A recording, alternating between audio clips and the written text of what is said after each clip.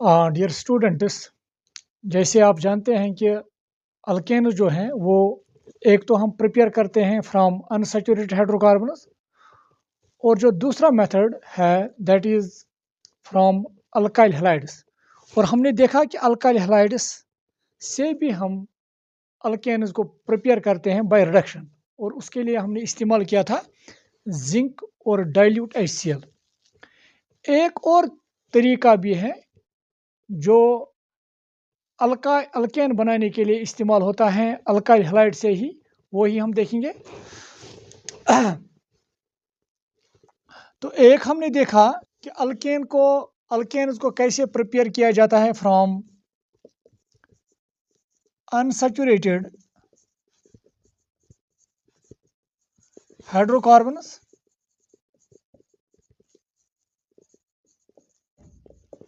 इसके बारे में हमने देखा है। और जो दूसरा मेथड हमने पढ़ा था वो है from alkyl halides. Alkyl halides, इनसे भी अल्केन्स कैसे प्रिपेयर किए जाते हैं। तो इसमें से हमने एक मेथड जो देखा था that was the reduction by zinc and dilute HCl। और जो हम इसका ही दूसरा मेथड पढ़ने जा रहे हैं that is Wurtz reaction. It is one of the important reaction, Wurtz reaction. अब ये जो वुड्स रिएक्शन है, इस वुड्स रिएक्शन से भी हम अल्केन्स ही बनाते हैं, और जो यहाँ पे हम इस्तेमाल करते हैं they are alkyl halides.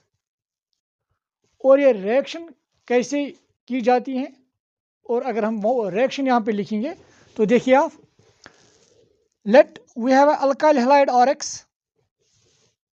RX हमारे पास एक अल्काइल हैलाइड है। इसको हम सोडियम से रिएक्ट करवाते हैं, और यहाँ हम अल्काइल हैलाइड्स के 2 मॉलिक्यूल्स लेंगे, और ये रिएक्शन होती है इन the presence of dry ether. Dry ether में ये रिएक्शन करवाई जाती है। अब देखो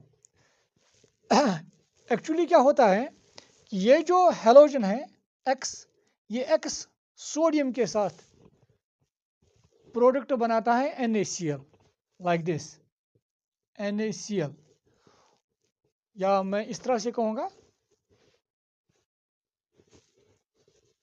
क्योंकि यहाँ मैंने जनरलाइज किया है, तो NaX लिखेंगे यहाँ पे NaX, क्लियर।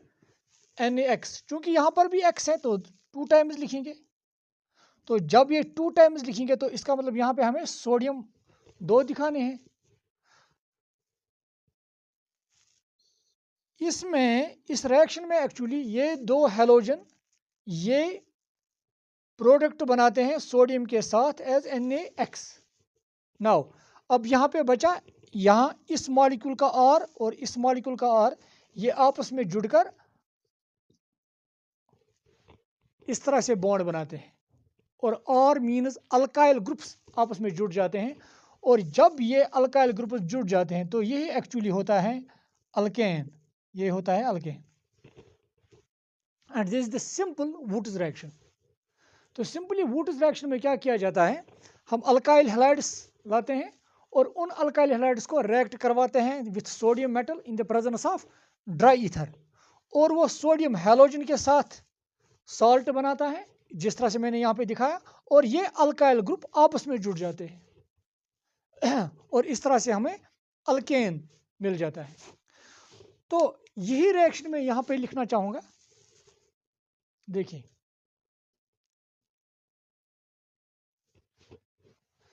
मैं इस पार्ट को रब करने जा रहा हूँ।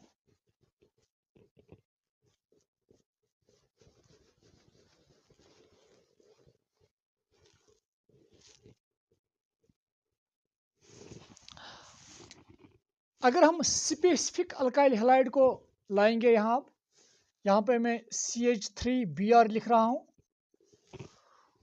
और इसको रिएक्ट करवा रहा हूँ सोडियम के साथ, और यहाँ पर भी CH3Br। तो ये जो Br2 हैं ये सोडियम के साथ सोडियम ब्रोमाइड बनाएंगे लाइक दिस NaBr।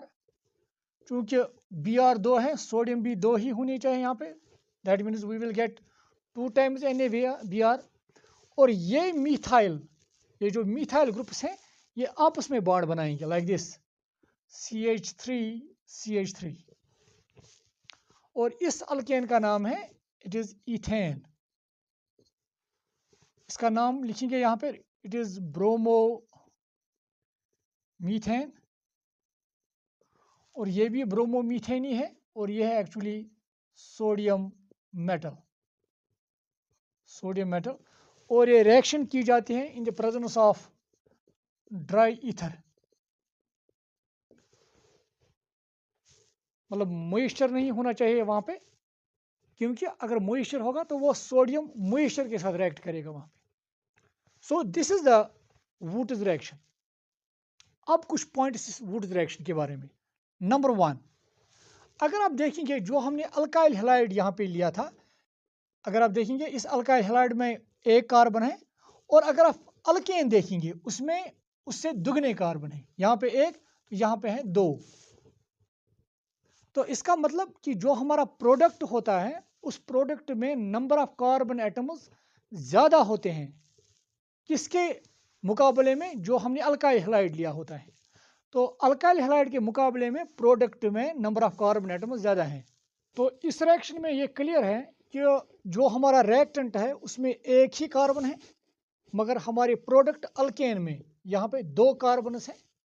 तो इसका मतलब कि हमने यहाँ पे वो अल्केन बनाया जिसमें नंबर ऑफ कार्बन एटम्स ज़्यादा हैं किसके मुकाबले में, रिएक्टेंट के मुकाबले में। तो एक पॉइंट यहाँ पे हम लिखेंगे, this method is used to prepare higher alkanes. तो एक यहाँ पे लिखेंगे, it is used, I mean the Wurtz reaction is used to prepare higher alkanes.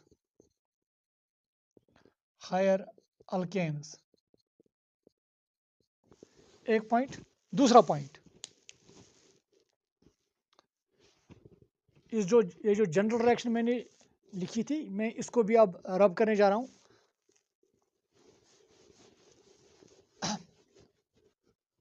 अब दूसरा पॉइंट यहाँ पे लिखेंगे। तो ये जो वुड्स रिएक्शन है, एक तो हम इससे हायर अल्केन्स बनाते हैं, दूसरा पॉइंट इस वुड्स रिएक्शन से जो भी हम अल्केन्स बनाते हैं उनमें हम कोशिश करते हैं कि वो सिमेट्रिकल अल्केन्स हों।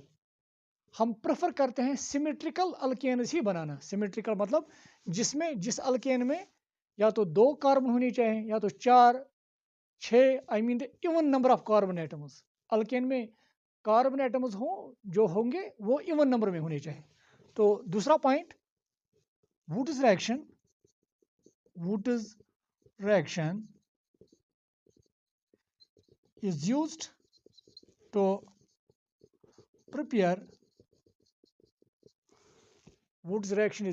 prepare symmetrical alkanes, that is alkanes containing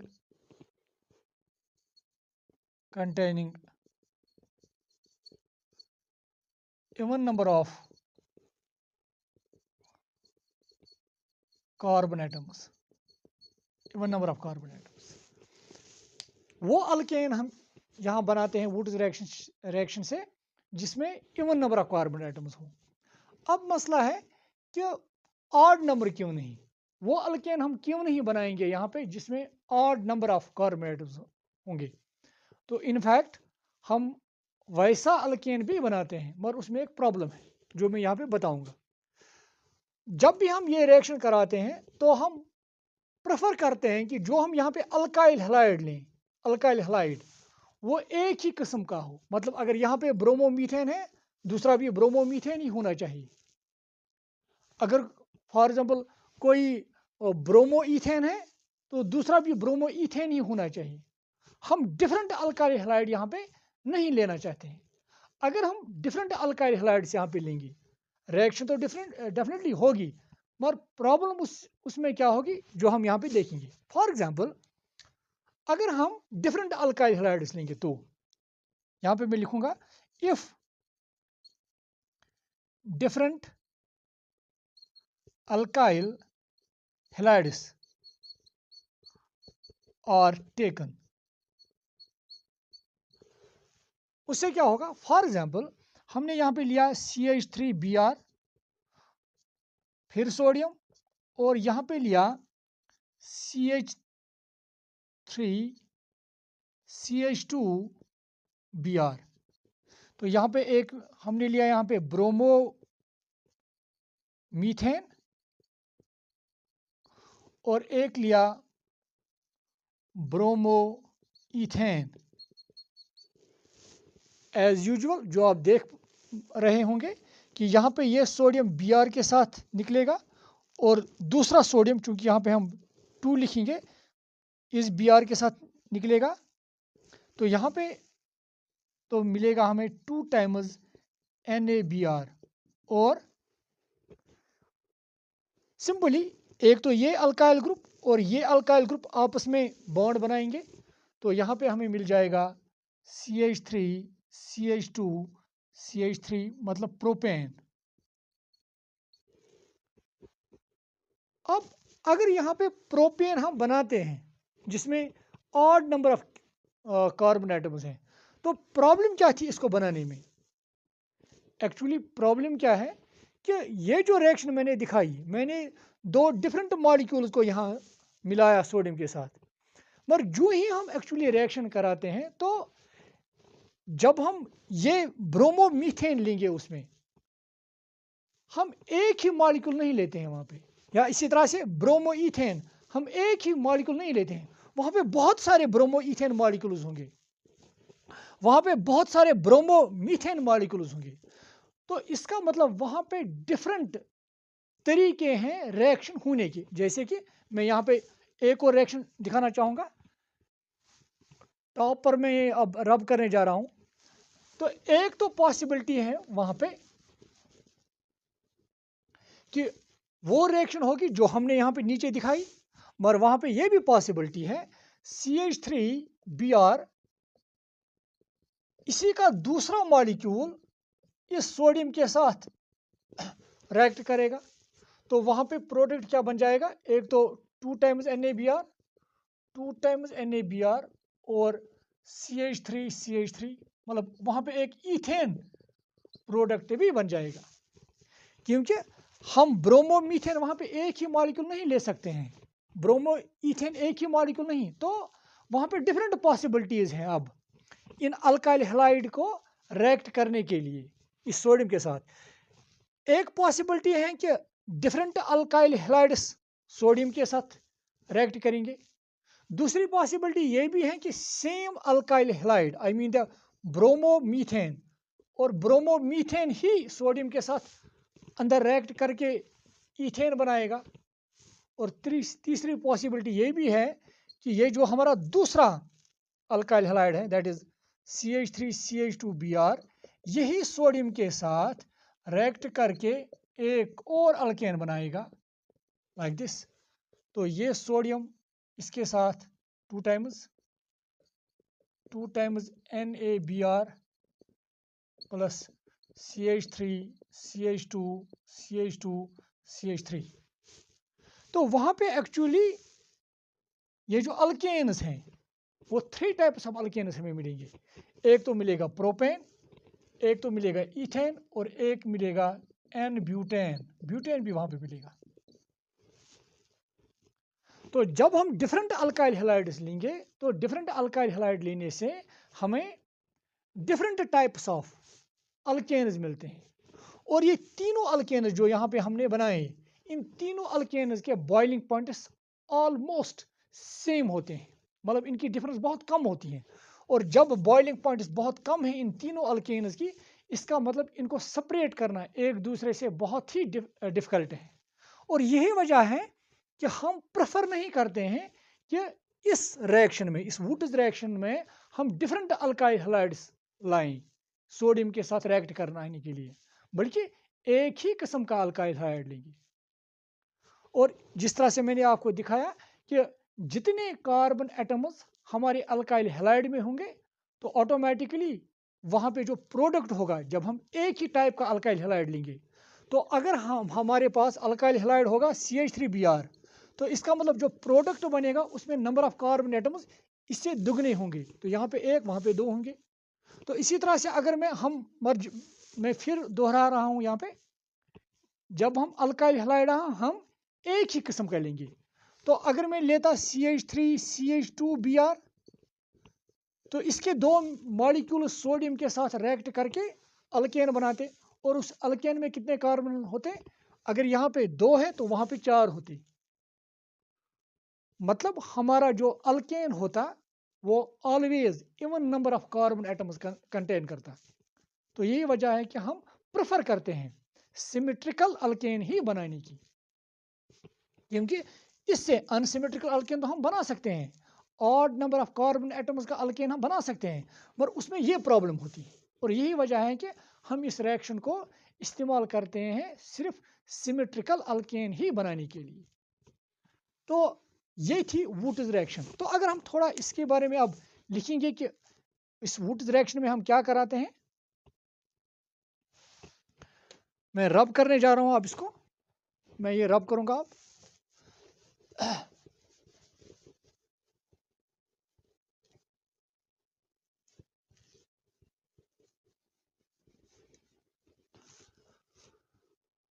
तो हमने देखा कि ये जो वुड्स रिएक्शन है, वुड्स रिएक्शन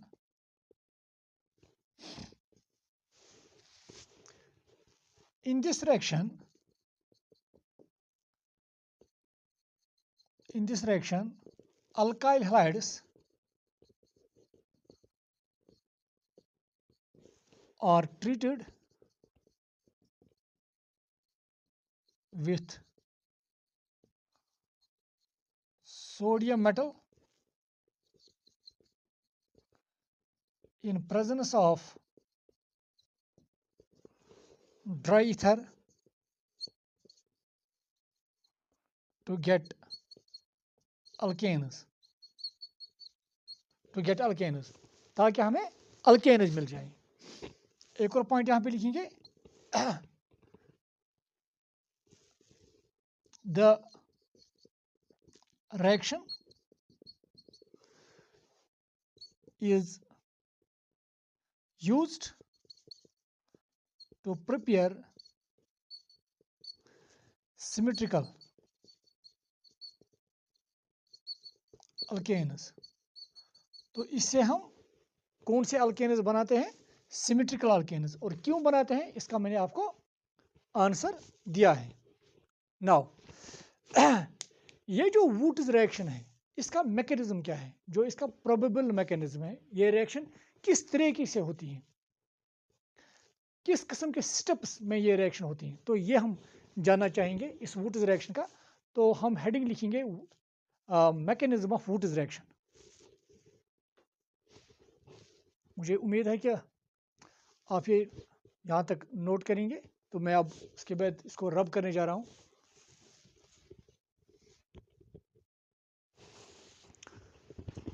नाउ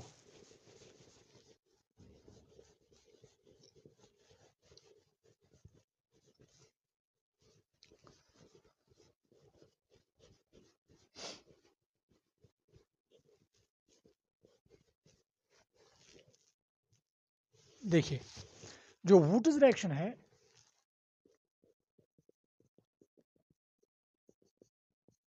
इसका मैकेनिज्म देखेंगे आप। जनरल वुड्स रिएक्शन यहाँ पे लिखेंगे, RX अल्काइल हैलाइड सोडियम के साथ इसको रिएक्ट कराएंगे। यहाँ पे यही RX हमने लिया, 2 टाइम्स NaX प्लस अल्केन, यह अल्केन यहाँ पे। तो इसी का हम मैकेनिज्म यहाँ पे देखेंगे। इनफैक्ट जो वुड्स रिएक्शन है इसका मैकेनिज्म अभी तक अच्छे से समझ नहीं आया है कि एक्चुअल मैकेनिज्म क्या है इसका, मगर जो प्रोबेबल मैकेनिज्म्स इसके दिए गए हैं वो हम यहाँ पे डिस्कस करेंगे। तो यहाँ पे लिखेंगे हम द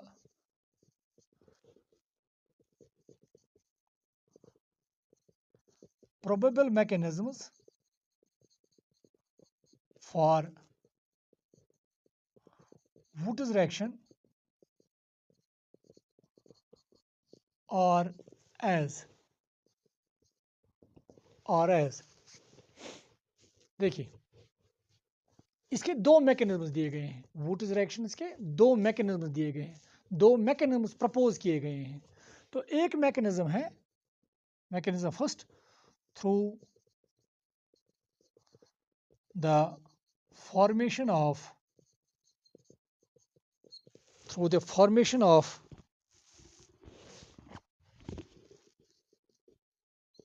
organometallic इंटरमीडिएट। मैं बताऊंगा कि ऑर्गेनोमेटेलिक इंटरमीडिएट क्या होता है। ये मैकेनिज्म ऑर्गेनोमेटेलिक इंटरमीडिएट, ये प्रपोज किया गया है कि एक्चुअली ये जो अल्काइल हैलाइड है RX अल्काइल हैलाइड, ये एक्चुअली सोडियम के साथ पहले रिएक्ट करता है और ये सोडियम हैलोजन के साथ बॉन्ड बना के NaX बनाता है और इस R को एक और सोडियम यहाँ पे इस R के साथ जुड़ जाता है और बनाता है प्लस RX, इस तरह से, सॉरी और Na,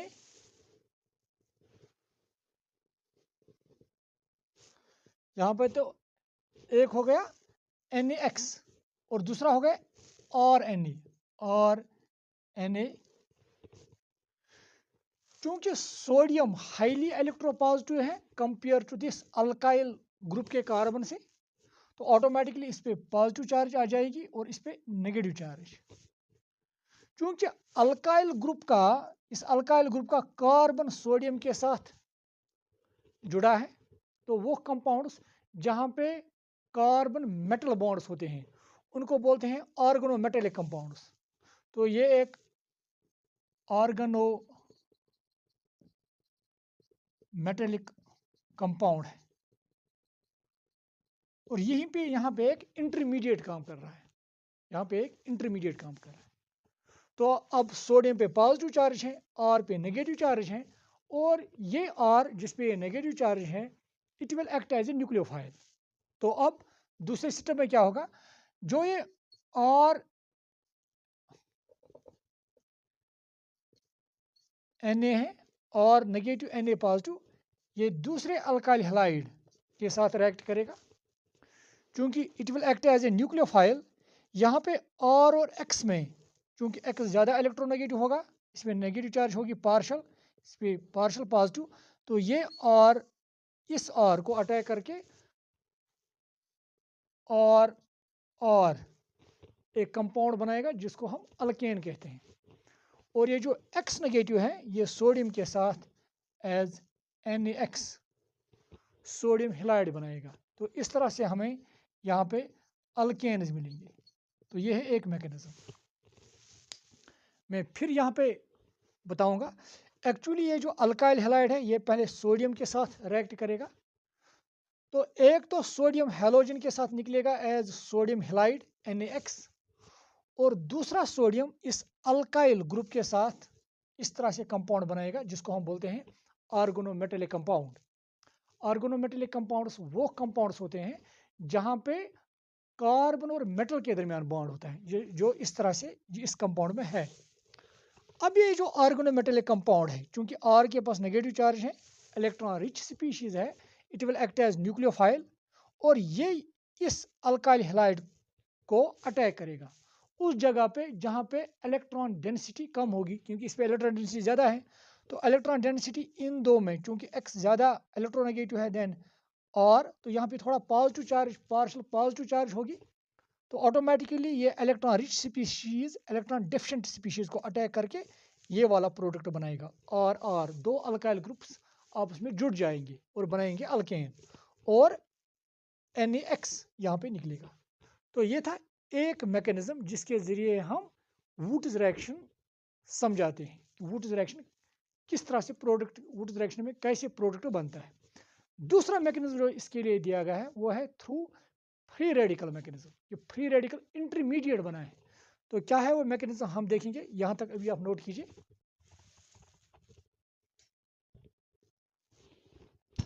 नाउ जो दूसरा मैकेनिज्म है इस रिएक्शन के लिए जो प्रपोज किया गया है,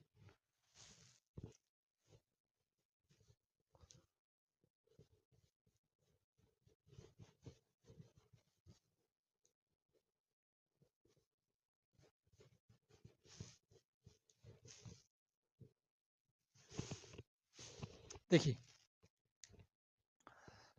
ये जो दूसरा मैकेनिज्म इसके लिए प्रपोज किया है that is through free radical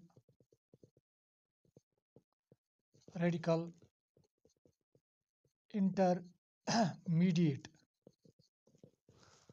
through free radical intermediate. ये माना गया है कि वहाँ पे एक्चुअली एक फ्री रेडिकल इंटरमीडिएट बनता है इस रिएक्शन के दौरान। रिएक्शन का मैकेनिज्म इस तरह से है, जो पहला स्टेप है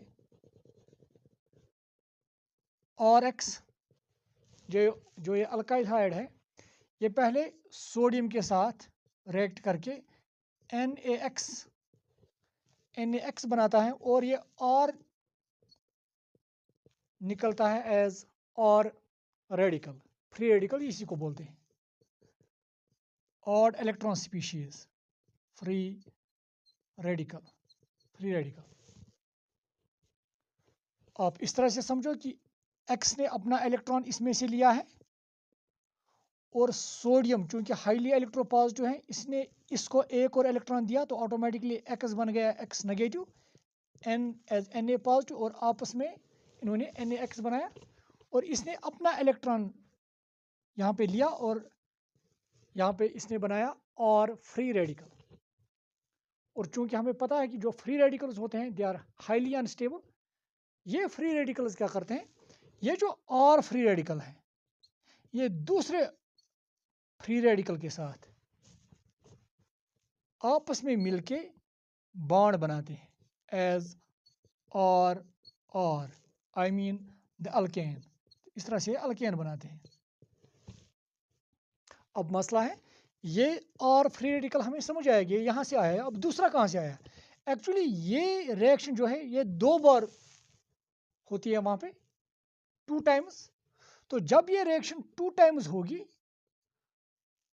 तो उसके लिए ये 2 सोडियम चाहे, यहाँ पे ये 2 बनेंगे और ये 2 फ्री रेडिकल्स और यही 2 और फ्री रेडिकल्स आपस में मिलकर अल्केन बनाते हैं। तो ये था दूसरा जो प्रपोज किया गया है वुड्स रिएक्शन के लिए मैकेनिज्म, कि वुड्स रिएक्शन कैसे ये अल्केन्स कैसे इससे अल्केन्स बनाए जाते हैं। तो ये दूसरा मैकेनिज्म था। इस मैकेनिज्म के बेसिस पे हम कुछ अनयूजुअल प्रोडक्ट्स जो वुड्स रिएक्शंस में बनते हैं हम समझा सकते हैं। फॉर एग्जांपल यहाँ मैं ये पॉइंट यहाँ पे ऐड करना चाहता हूँ, यहाँ तक आपको अभी क्लियर होना चाहिए। हाँ, ये एक पॉइंट है जो कहीं पे आपको मिल सकता है कि ये देखा गया है कि अगर आप फॉर एग्जांपल अगर ये वाली रिएक्शन हम ले लेंगे C2H5Br, इसी तरह से सोडियम C2H5Br, तो यहाँ पे नॉर्मली जो प्रोडक्ट हमें मिलता दैट इज 2 टाइम्स, और याद रखना यहाँ पे लिखना in presence of dry ether. जो भी हमने वुड्स रिएक्शन लिखी है एरो के ऊपर ये लिख लेना ड्राई ईथर यहाँ पे हम लेते हैं।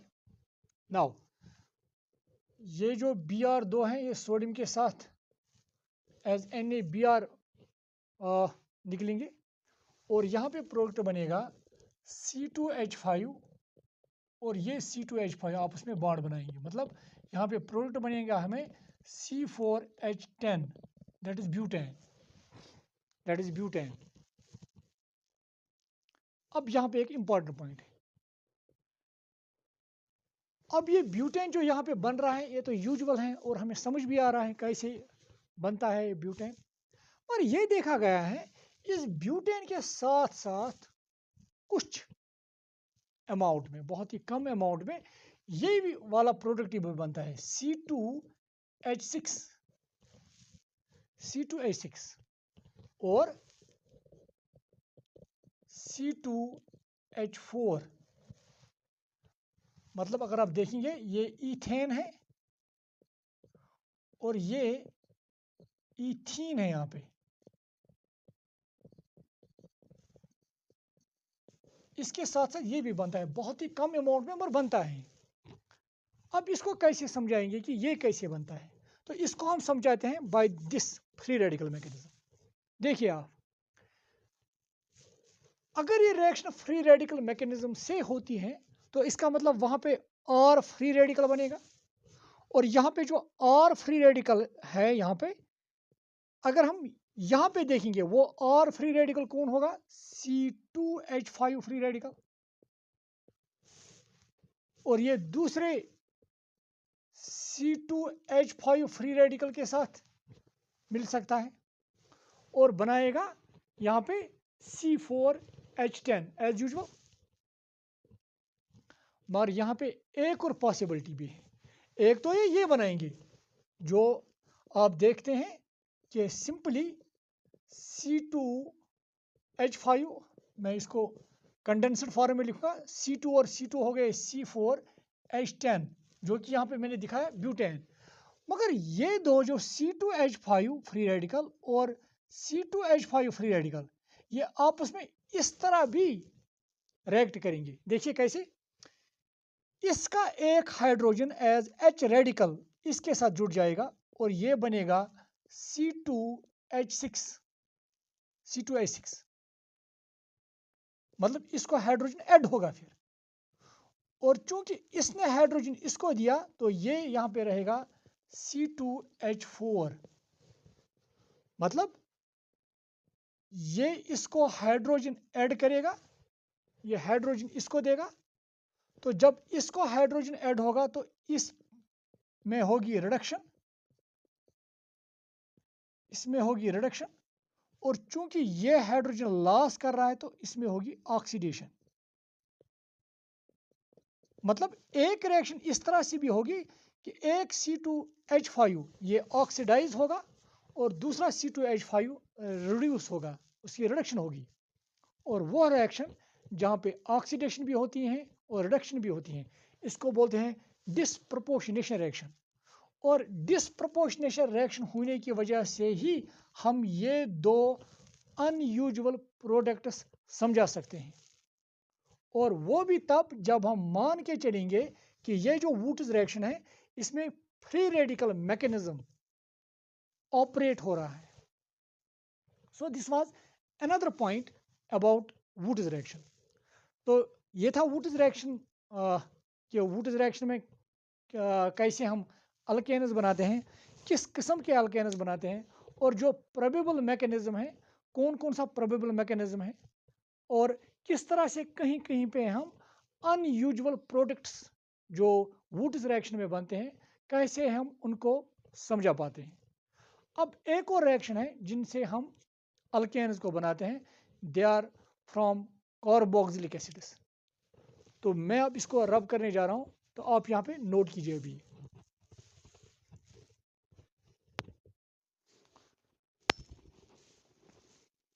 Now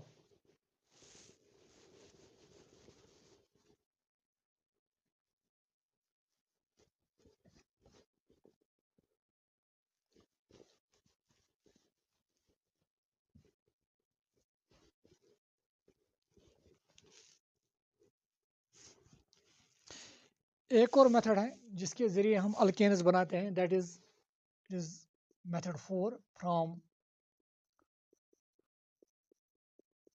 carboxylic acids. और कार्बोक्सिलिक एसिड से भी हम दो तरीकों से अल्केन्स बनाते हैं। एक तरीका है इसमें कि हम sodium salt of carboxylic acid को रिएक्ट करवाते हैं with soda lime. For example यहाँ पे मैं पहले रिएक्शन लिखूंगा, और CONA, it is sodium salt of carboxylic acid, और इसको हम रिएक्ट करवाते हैं NaOH in presence of calcium oxide. मतलब हम वहाँ पे मिक्सचर ले आते हैं सोडियम हाइड्रोक्साइड और कैल्शियम ऑक्साइड का, और जिसका नाम है उसी को हम बोलते हैं, इसी मिक्सचर को, ये जो मिक्सचर है, mixture of NaOH and CO is called, इसी को बोलते हैं सोडा लाइम, इसी को सोडा लाइम बोलते हैं। तो हम सिंपली कहेंगे when sodium salt of carboxylic acid is treated with soda lime, what happens. देखिए आप यहाँ पे जो ये R, इसको हाइड्रोजन मिल जाता है, तो ये बन जाता है RH, और यहाँ पे N और ये N एज Na2, और COO और ये O हो गया CO3। और इस तरह से हमें एक तो अगर आप देखेंगे इट इज अल्केन, और ये है सोडियम कार्बोनेट। तो यहाँ पे स्पेसिफाइड रिएक्टेंट्स लिखेंगे, तो R को हम सब्स्टिट्यूट करेंगे। फॉर एग्जांपल हम यहाँ पे लिखेंगे CH3COONA,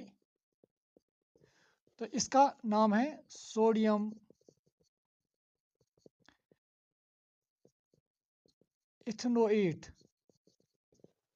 आईयूपीएक नॉमेनक्लेचर जो some basic concepts of organic chemistry हैं उसमें आपने ये पढ़ा होगा। इसको हम रिएक्शन कराते हैं sodium hydroxide in the presence of calcium oxide, और simply we can say soda lime के साथ। तो यहाँ पे क्या बन जाता है, ये CH3 जो है, इसको ये H मिलकर ये बनाएगा CH3H, that is CH4। Simply CH3 और H हो गया CH4, दैट इज मीथेन। और यहाँ पे Na और Na हो गया Na2 और CO3, सोडियम कार्बोनेट, जो मैंने ऊपर भी नाम लिखा है, इसको आप नीचे लिखेंगे इसका नाम। और इस रिएक्शन में अगर आप देखेंगे यहाँ पे जो हमारा रिएक्टेंट था वहाँ पे कितने कार्बन थे, 2। अगर आप देखेंगे यहाँ पे एक ये कार्बन और एक ये कार्बन, अगर आप प्रोडक्ट में देखेंगे कितने कार्बन है, 1। तो यहाँ पे नंबर ऑफ कार्बन एटम्स जो अल्केन में होते हैं, जो हम अल्केन इस मेथड से बनाते हैं, उसमें नंबर ऑफ कार्बन एटम्स इस रिएक्टेंट से एक कम होता है, एक सिर्फ कम होता है। फॉर एग्जांपल अगर यहाँ पे 3 होते तो यहाँ पे आपको 2 कार्बन का अल्केन मिलता। अगर यहाँ पे 4 होते तो यहाँ पे 3 का अल्केन मिलता, और अगर यहाँ पे 2 है तो एक ही आपको मिल जाएगा। ये तो क्लियर है। अब हम इस मेथड को कैसे लिखेंगे, सिंपली हम इस तरह से लिखेंगे when sodium salts of carboxylic acids are heated with soda lime, that is mixture of NaOH and CO, we get alkanes. और याद रखेंगे आप, ये जो अल्केन्स होता है उसमें नंबर ऑफ कार्बन एटम्स जो कार्बोक्सिलिक एसिड हमने लिया होता है उस कार्बोक्सिलिक एसिड से एक कम होता है. मतलब अगर एक कार्बोक्सिलिक एसिड में यहाँ पे कार्बन 2 है तो यहाँ पे एक ही होगा, 3 होंगे सिर्फ एक कम होता है, यहाँ पे 2 होंगे एंड सो ऑन. ये आपको याद रखना चाहिए. और दूसरी बात, ये जो कैल्शियम ऑक्साइड हम यहाँ पे लेते हैं CaO, कैल्शियम ऑक्साइड, इसको क्विक लाइम भी कहते हैं. इसकी जो मेन फंक्शन है यहाँ पे, एक्चुअली ये जो सोडियम हाइड्रोक्साइड होता है it is hygroscopic, it absorbs moisture. तो इसको ड्राई रखने के लिए ये कैल्शियम ऑक्साइड का यहाँ पे इस्तेमाल किया जाता है. ये आप एक और पॉइंट यहाँ पे याद रखेंगे. तो ये था एक और मेथड जिससे हम अल्केन्स बनाते हैं. तो हम कार्बोक्सिलिक एसिड से इस तरह से भी अल्केन्स बनाते हैं. एक और मेथड भी है जहाँ पे हम इन कार्बोक्सिलिक एसिड्स को ही इस्तेमाल करते हैं और अल्केन्स बनाते हैं. वो है कोल्बस इलेक्ट्रोलिटिक मेथड.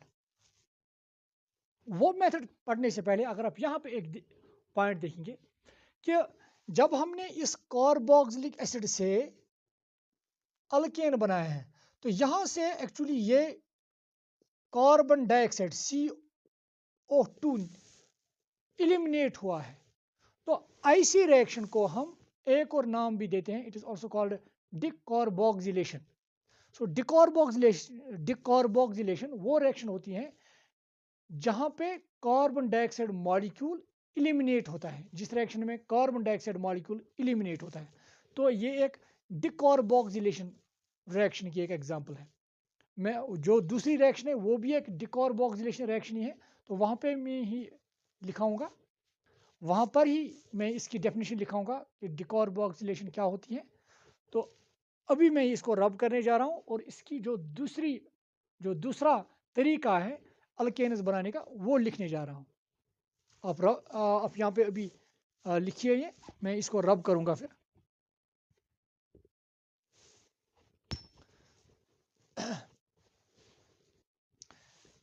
एक और मेथड,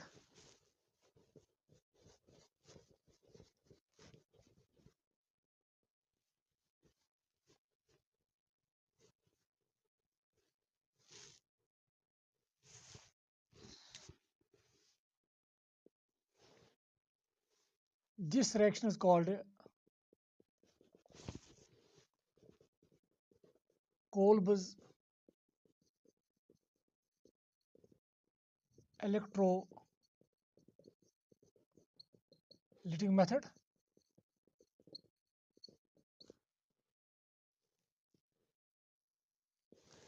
स्पेलिंग जो है वो आप खुद चेक किया करेंगे, वहाँ पे पॉसिबिलिटी है कि मिस्टेक्स होती हैं मुझसे, तो वो आप चेक किया करेंगे यहाँ पे. कोल्बस इलेक्ट्रोलिटिक मेथड, इसमें क्या हम करते हैं कि हम ये जो कार्बोक्सिलिक एसिड है इसका सॉल्ट ले आते हैं, सोडियम और potassium salt of carboxylic acid, और उसकी इलेक्ट्रोलिसिस करते हैं.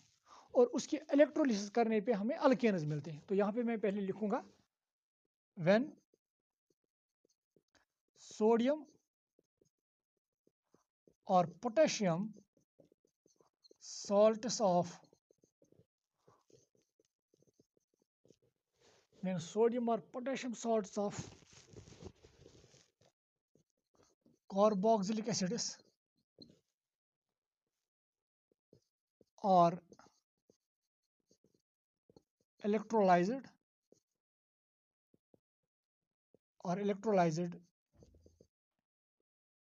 we get alkanes. Now reaction क्या है, वो रिएक्शन इस तरह से है. अगर मैं जनरलाइज करके लिखूं RCONA, it is again sodium salt of carboxylic acid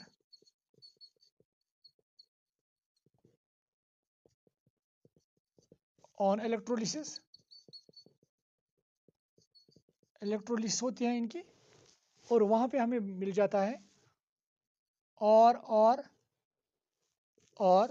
तो यहाँ पे ट्वाइस होगा 2 टाइम्स कार्बन डाइऑक्साइड, यहाँ पे कार्बन डाइऑक्साइड निकलता है, हाइड्रोजन, और 2 टाइम्स NaOH। ये रिएक्शन है, ये है यहाँ पे रिएक्शन। अगर आप देखेंगे इस रिएक्शन में भी कार्बन डाइऑक्साइड मॉलिक्यूल एलिमिनेट होता है, तो ये भी रिएक्शन, ये जो रिएक्शन है it is also example of decarboxylation. तो डिकार्बोक्सिलेशन रिएक्शन क्या है? वो reaction which involves the elimination of carbon dioxide molecule from the carboxylic acid. तो यहाँ पे लिखूंगा the process of removing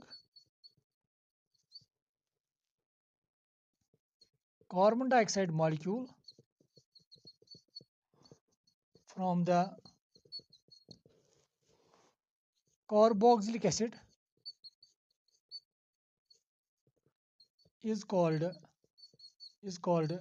decarboxylation। इसको डिकार्बोक्सिलेशन कहते हैं। ये भी डिकार्बोक्सिलेशन रिएक्शन ही है। अब ये प्रोडक्ट जो हमें यहाँ पे बने हैं, ये अल्केन है और ये कार्बन डाइऑक्साइड, हाइड्रोजन गैस और सोडियम हाइड्रोक्साइड, ये सोडियम हाइड्रोक्साइड है। अब हम इस रिएक्शन का मैकेनिज्म देखेंगे ताकि हमें ये पता चल जाए कि ये रिएक्शन किस तरह से होती है। तो इसका जो प्रोबेबल मैकेनिज्म है यहाँ पे मैं लिखना चाहूँगा, मैं इसको रब करने जा रहा हूँ।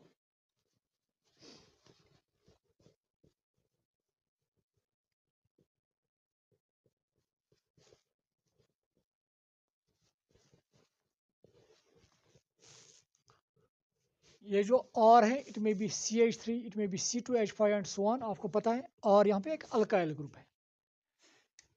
एक्चुअली इलेक्ट्रोलिसिस हम करते हैं यहाँ पे, और इलेक्ट्रोकेमिस्ट्री में हम पढ़ते हैं कि इलेक्ट्रोलिसिस कैसे की जाती है। आप समझो हमने एक सोल्यूशन लिया है और वो सोल्यूशन जो है वो सोल्यूशन हमने बनाया है इसी सॉल्ट का, जो हमने यहाँ पे सॉल्ट लिया है, sodium salt of carboxylic acid, और इसको वाटर के साथ मिलाया है। तो यहाँ पे है solution of sodium salt of carboxylic acid. इसमें हम दो इलेक्ट्रोड्स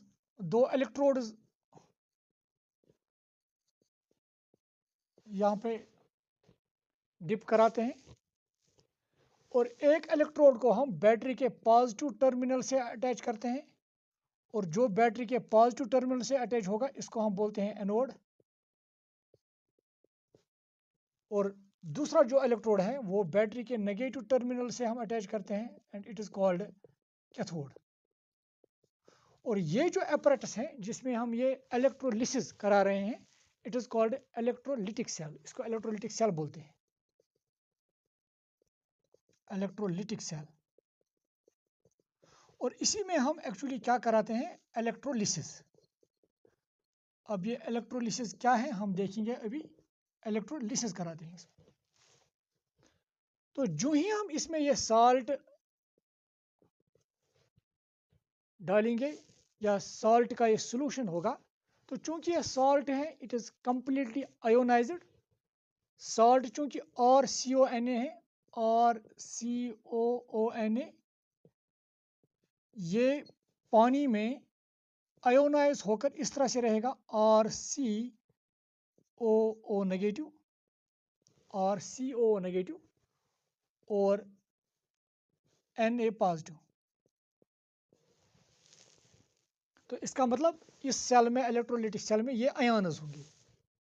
एक और चीज, चूंकि वहां पे वाटर भी है तो उस वजह से वहां पे वाटर के भी कुछ आयन्स होंगे, दैट इज H पॉजिटिव और OH नेगेटिव, ये आयन्स। अब इस इलेक्ट्रोलिटिक सेल में ये आयन्स मौजूद है। नाउ अब जो ही हम इसमें से करंट पास करेंगे तो क्या होगा? वहां पे कुछ रिएक्शंस होंगे, कुछ रिएक्शंस एनोड पे होंगे और कुछ रिएक्शंस कैथोड पे होंगे। अब एनोड पे कौन सी रिएक्शन होगी? रिएक्शन एट एनोड, एनोड पे जो रिएक्शन होने वाली है, एनोड पे कौन सी चार्ज है? पॉजिटिव। अगर पॉजिटिव यहाँ पे है तो इन आयन्स में से पॉजिटिव की तरफ नेगेटिव आयन जाना चाहेगा। तो नेगेटिव कौन कौन सा है? एक तो है यहाँ पे ये और CO नेगेटिव, और दूसरा है OH नेगेटिव। मगर इन दो में से एक ही आयन की रिएक्शन होगी। अब इन दो में से किसकी रिएक्शन होगी वो डिपेंड करेगा कि किसकी इनफैक्ट डिस्चार्ज पोटेंशियल जो है वो लो होगी। या हम ऐसे आप याद रखेंगे कि इन दो में से किसकी रिएक्शन होने की टेंडेंसी ज़्यादा है। जब हम इन दो को आपस में कंपेयर करते हैं तो इसकी रिएक्शन होने की टेंडेंसी ज़्यादा है देन दिस, तो ऑटोमेटिकली अब ये जो एनोड है उस पर इसकी रिएक्शन होगी। तो रिएक्शन इस तरह से होगी, ये जो R CO OH नेगेटिव है, ये इस तरह से जब आप इसकी स्ट्रक्चर देखेंगे R CO नेगेटिव, ये नेगेटिव है यहाँ पे, नेगेटिव चार्ज और CO नेगेटिव। तो जो ही ये एनोड की तरफ जाएगा इस एनोड पे इसकी रिएक्शन होगी। और याद रखना क्योंकि ये इलेक्ट्रॉन रिच है, नेगेटिव की वजह से इलेक्ट्रॉन रिच है, और पॉजिटिव मतलब इलेक्ट्रॉन डिफिशिएंट, पॉजिटिव का मतलब ये होता है इलेक्ट्रॉन डिफिशिएंट। तो जब ये इलेक्ट्रॉन रिच इस इलेक्ट्रॉन डिफिशिएंट इलेक्ट्रोड के पास जाएगा तो वहाँ पे ये इलेक्ट्रॉन्स लॉस करेगा।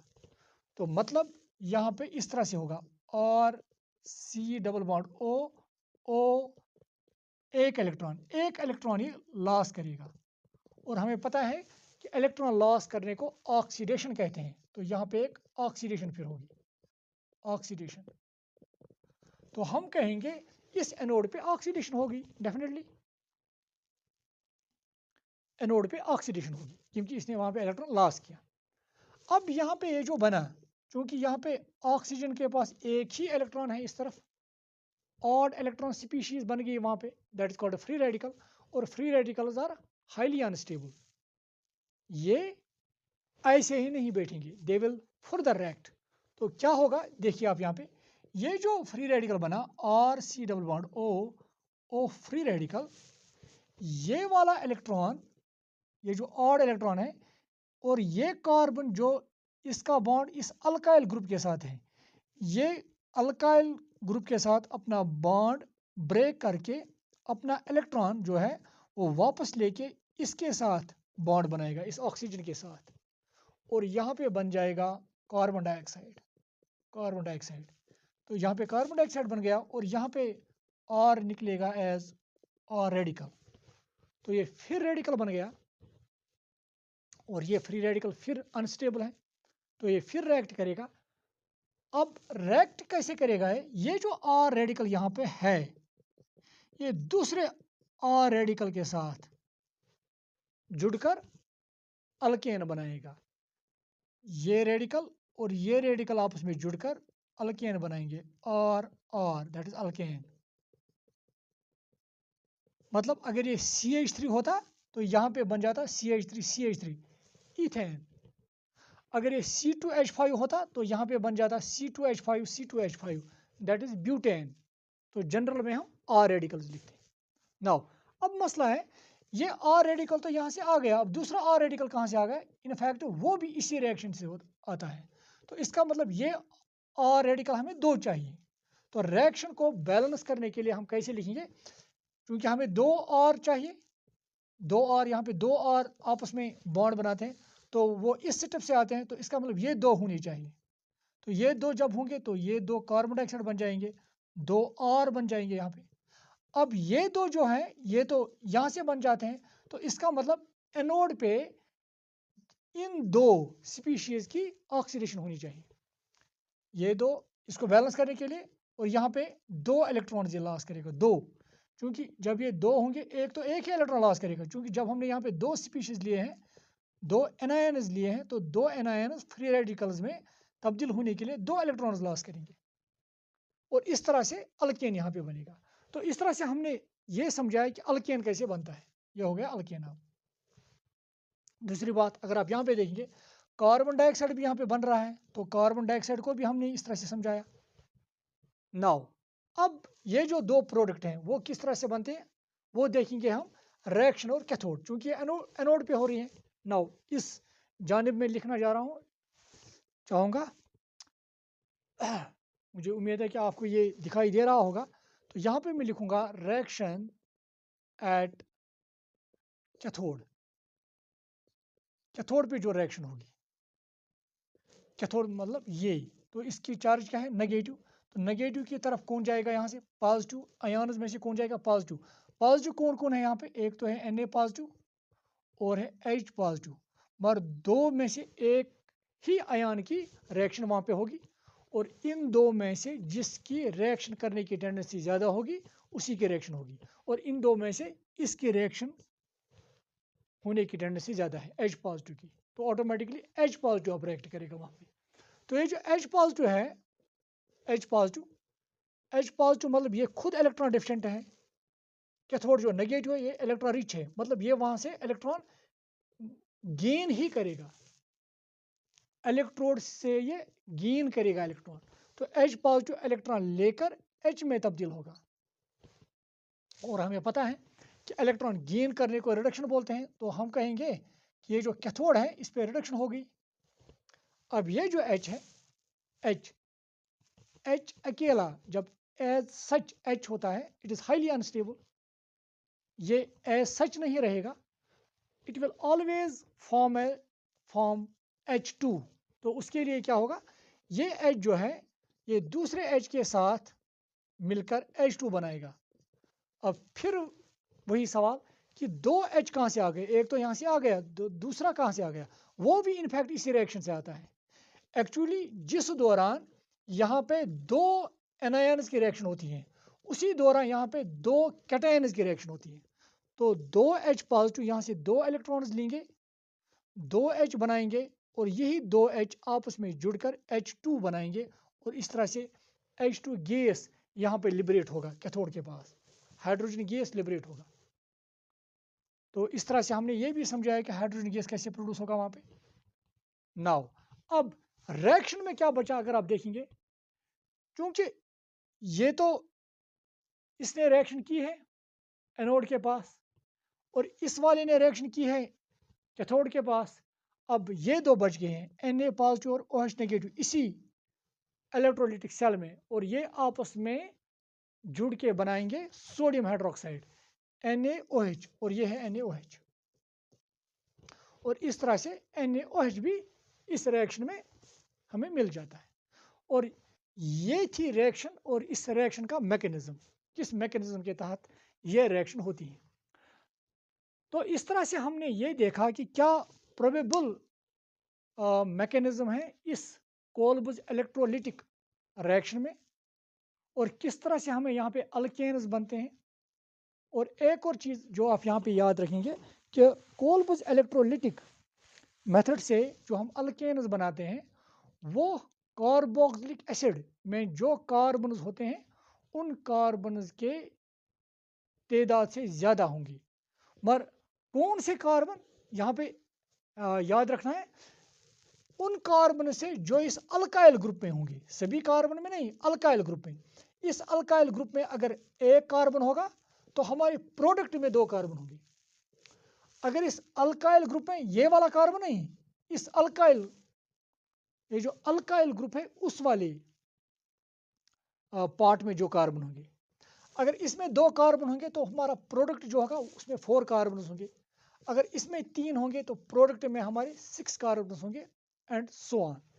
नाउ एक और इम्पॉर्टेंट पॉइंट जो आप इसके लिए याद रखोगे, अगर आप देखेंगे एनोड पे, ये जो एनोड है और यहाँ पे इसकी रिएक्शन हुई है, इसने इलेक्ट्रॉन्स लॉस किए हैं, ऑक्सीडेशन, और ये जो कैथोड है वहाँ पे H पॉजिटिव ने इलेक्ट्रॉन गेन करके रिडक्शन उसकी हुई है।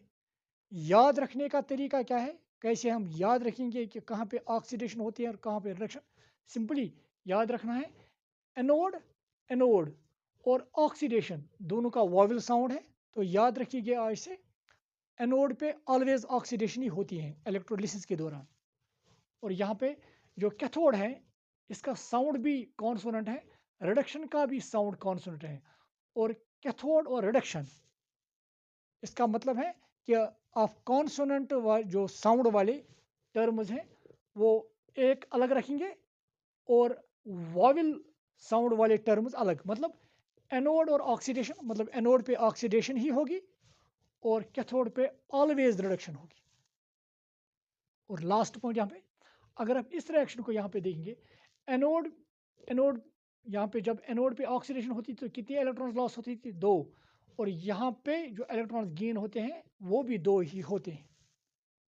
मतलब ये याद रखना है। एक और चीज़ जो आप याद रखेंगे और आपको पता भी होगा, रेडॉक्स रिएक्शन में आपने पढ़ा होगा कि ऑक्सीडेशन और रिडक्शन जो ये है दे आर कंप्लीमेंट्री, एक दूसरे के बगैर नहीं होती हैं।